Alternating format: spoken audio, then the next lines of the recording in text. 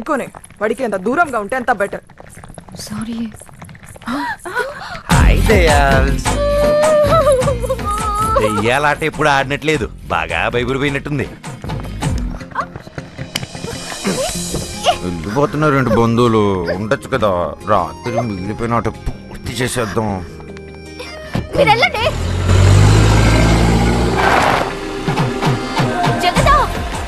వీడు చేస్తే కానీ అక్క పెళ్లి జరగదే.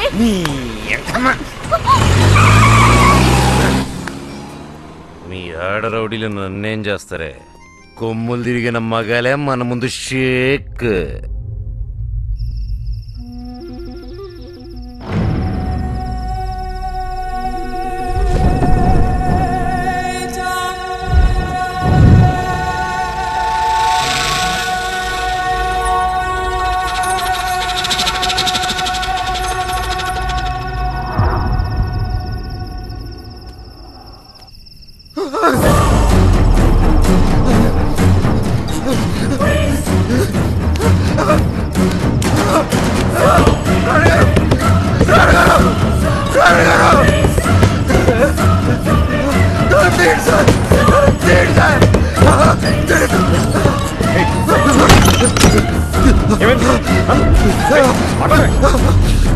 ఏం చేస్తున్నాను?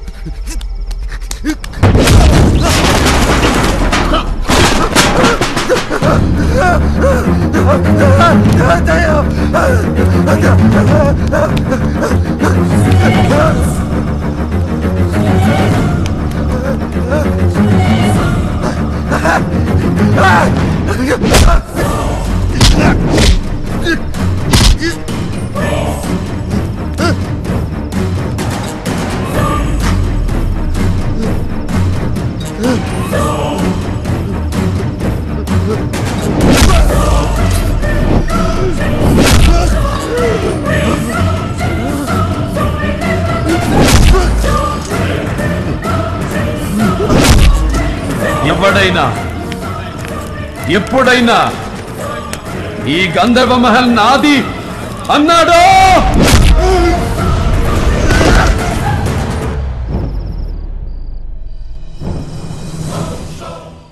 అంటే నాన్నగారు ఇక్కడే ఉన్నారా?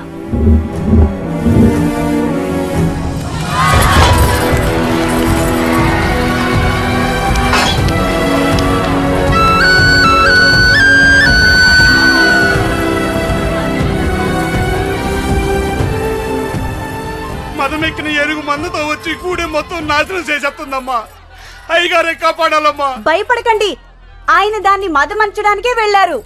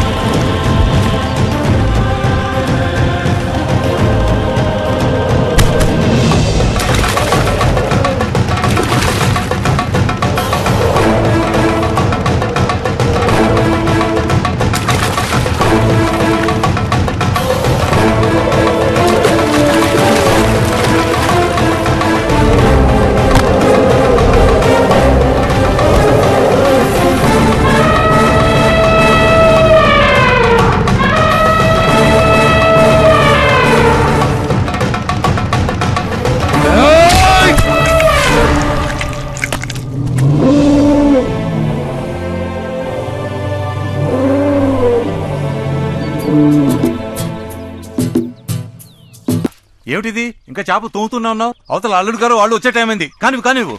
ఏ బాబు ఇదిగో చూడు. మీరు కంగారు పడకండి, అమ్మాయి గారు అల్లుడు గారు వచ్చేసరికి అన్నీ సిద్ధంగా ఉంటాయి.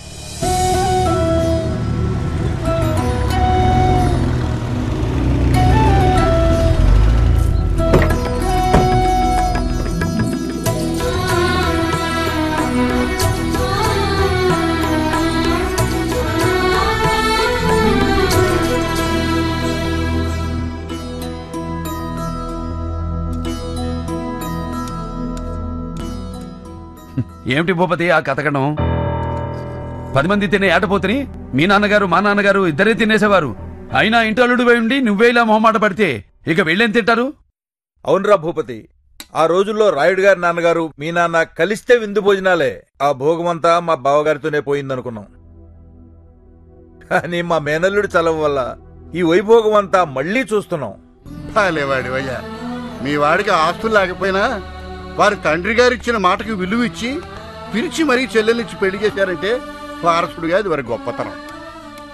వెంకట్రావు గారు, వారసత్వం అంటే పెద్దలిచ్చిన ఆస్తులను అనుభవించడం కాదు, వారి మాటకు విలువిచ్చి వారి పరువు ప్రతిష్టల్ని నిలబెట్టడం వారసుడి ధర్మం. చూసావా, అది రాయుడు గారు అంటే. అంతేనాయా, వెనకాల ఆస్తులు లేనోడు ఏం మాట్లాడినా చలదులే. రాజారావు గారు, ఏమిటా మాట? ఎప్పుడైతే భూపతి ఈ ఇంటి అల్లుడని మా నాన్నగారు మాటిచ్చారో అప్పుడే రుద్రమనేని వంశ గౌరవ ప్రతిష్టలకు ఆస్తి అంతస్తులకు భూపతి వారసుడు.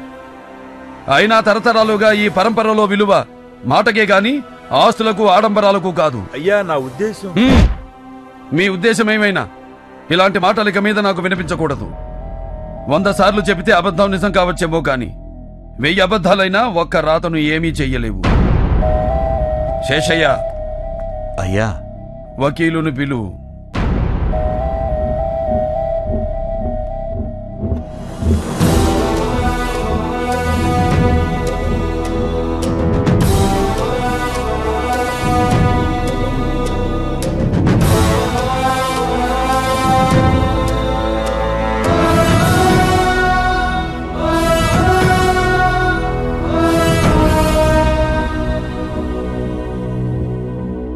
వకీలు గారు, అయ్యా, నేను చెప్పేది అక్షరం పొల్లు పోకుండా విల్లు రాయండి.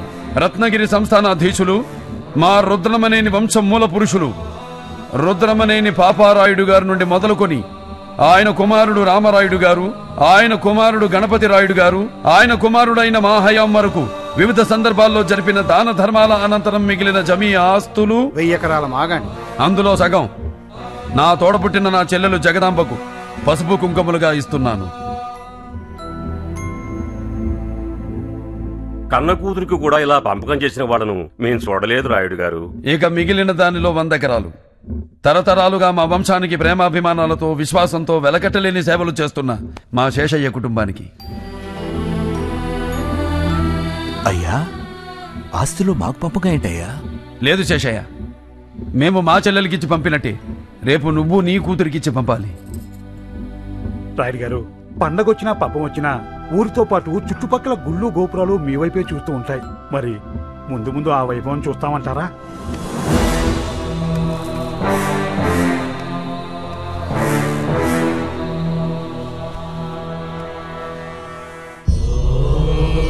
వకీల్ గారు, అయ్యా, ఇక మిగిలిన దానిలో సగం మా కులదైవం శ్రీ లక్ష్మీ నరసింహస్వామి వారికి ధూపదీప నైవేద్యం నిమిత్తం కైంకర్యం చేస్తున్నాం. రాయుడు, గంధర్వ మహల్ అంటే దాన ధర్మాలకు మారు పేరు అన్నమాట ఎప్పుడూ నిజం చేశావు. నీ తాతలు, నీ తండ్రి నీ భుజాల మీద మోపిన మీ వంశ ప్రతిష్టను ఆకాశం ఎత్తుకు తీసుకెళ్ళావు కదయ్యా. అవును రాయుడు గారు, వంశపారంపర్యాన్ని దైవ కార్యానికి ధారాతత్వం చెప్తున్నారంటే ఇంతకన్నా ధర్మం చూడలేమండి.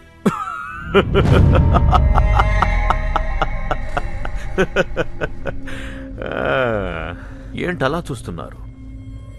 ధర్మం, న్యాయం అని ఏవేవో పెద్ద పెద్ద మాటలు వినపడుతుంటే నవ్వొస్తోంది. కూతురంట, చెల్లంట, చేలో చెరిసగమంట. మరి చేలో ఉన్న వాట ఇంట్లో లేదెందుకో? ఇదా ధర్మం? తోడబుట్టిన తనకు ఈ ఇంట్లో ఉండే హక్కు లేదా? నేను ఏ గుడిసెలో ఉంటే అక్కడే ఉండాలా? ఇదా న్యాయం? రే భూపతి, ఇంతిచ్చా కూడా ఏంటిరా మాటలు? మతుంటే మాట్లాడుతున్నావా? శేషయ్య, జగదాంబ భూపతి ఇక్కడే ఉంటారు. ఏర్పాట్లు చూడు. ఇల్లరికమా? చచ్చా, అలా ఎందుకు అనుకుంటున్నావు భూపతి? నేను కాదు, ఊరనుకుంటుంది. ఫణీంద్ర భూపతికి గతి లేక గంధర్వ మహల్లో అడుక్కు తింటున్నాడంటారు. తప్పు బాబు, మీరలా మాట్లాడకూడదు. ఆస్తి పంచగానే ఊడిగం చేసేవాడికి కూడా నోరు లెగుస్తోంది. అయినా నేనేమైనా నా కోసం అడిగానా? పెద్ద మనిషి, ఏమిటయ్యా ఇతను మాట్లాడేది? రాయుడు గారి మహల్ని బట్టలు కొట్టి పట్టుకెళ్దాం అనుకుంటున్నాడా? అడుగుతున్నాడుగా, చెప్పరా. ఇందులో చెప్పేదే ఉంది. ఇంటి మధ్యలో గోడ కట్టి ఎవరి వాటాల్లో వాళ్ళు ఉంటే సరిపోతుంది. తప్పు తప్పు భూపతి, నువ్వు మాట్లాడేది తప్పు. బొంబులు తిరిగిన బ్రిటిష్ వాళ్ళు ఆక్రమించాలని చూసినా వాళ్ళ నీడను కూడా పడనిమని మా పూర్వీకుల పౌరుషానికి, ధైర్యానికి నిలువెత్తు సాక్ష్యం ఈ గంధర్వ మహల్. అలాంటి మహల్ను 2 భాగాలుగా విడగొట్టడం అంటే లేదు. నా కంఠంలో ఊపిరి పోయినా అది జరగదు. శేషయ్య, మనం తోట బంగ్లాకు పెడుతున్నాం.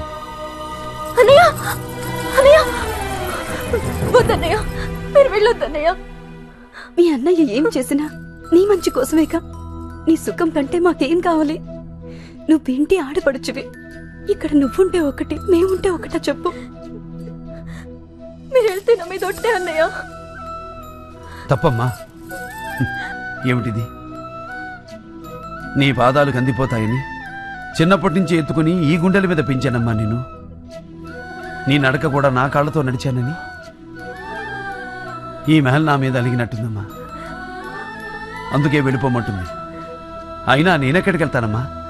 నువ్వు పిలిస్తే కళ్ళు మూసి తెరిచేలోపు నీ ముందుంటాను. వస్తానమ్మా.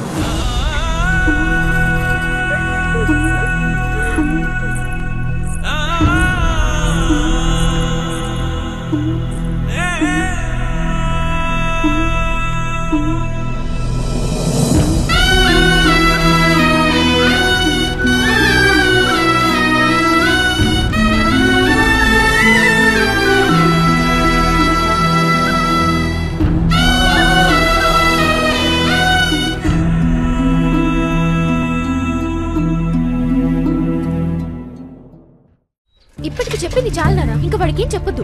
నాన్నగారి ఆత్మ ఇంట్లో ఉన్న ఎవరికి హాని చేయదని ఊరందరికీ తెలిసిన విషయమేగా. కానీ తాతగారి ఆత్మ తన్ని చిత్తకొట్టిందని బయట చెప్తే అక్క పెళ్లి ఆగిపోతుంది. అందుకే అక్క పెళ్లి అయ్యేంత వరకు వాడు ఇక్కడే ఉండాలి. అప్పుడు డైరెక్ట్ గా పెళ్ళోళ్ళకి చెప్తాడు. నేను చెప్తున్నానుగా, చెప్పడు. అదేలాగా? దానికో దారు. కనీసం ఆయన ఎప్పుడు ఆత్మయ్యాడో, ఎందుకు ఆత్మయ్యాడో అదేనే చెప్పండి.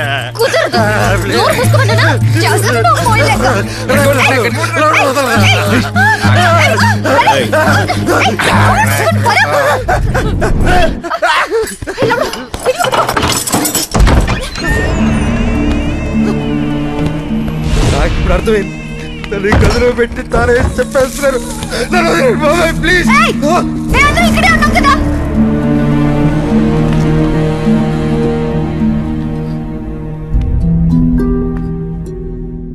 మహల్ అన్నా ఈ గదన్నా మా నాన్నగారికి చాలా ఇష్టం.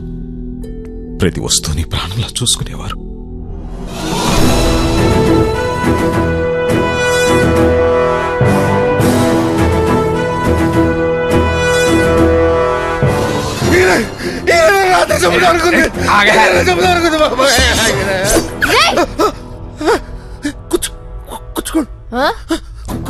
నడురా నడు. ఆయన మీద ప్రమాణం చెయ్యి. ఏంటిది ప్రమాణమా? ఈయన మీద చెయ్యి. ఇదేమైనా న్యాయంగా ఉందండి? ఎవరైనా అమ్మ మీద దేవుడి మీద ఒట్టేయబట్టారు, ఆత్మ మీద ఒట్టేయడం ఏంటంటే? నేను చెప్పింది చెప్పరా. విశాల పెళ్ళయ్యే వరకు విశాల పెళ్ళయ్యే వరకు ఇంటి కాంపౌండ్ దాటను మగ పెళ్లి వారికి మీరు ఆత్మగా ఉన్నారని నా నోటితో చెప్పను. ఇదే నా ప్రమాణం. చెప్పును. ప్రమాణం. మహల్ మొత్తం మళ్ళీ కలకలలాడుతూ ఉండాలి. ఎలాగో పెళ్లివారు కూడా వస్తున్నారు. ఆ ఏర్పాట్లన్నీ చూసుకో. మనుషులు నేను పురమాయిస్తాను కదండి. ఏ అక్కర్లేదు. ఇంటి పనులు పెళ్లి పనులు అన్ని వీడే చూస్తాడు. మరి నేనేం చేయనండి? వీడిని జాగ్రత్తగా చూసుకో. చూసుకుంటానండి.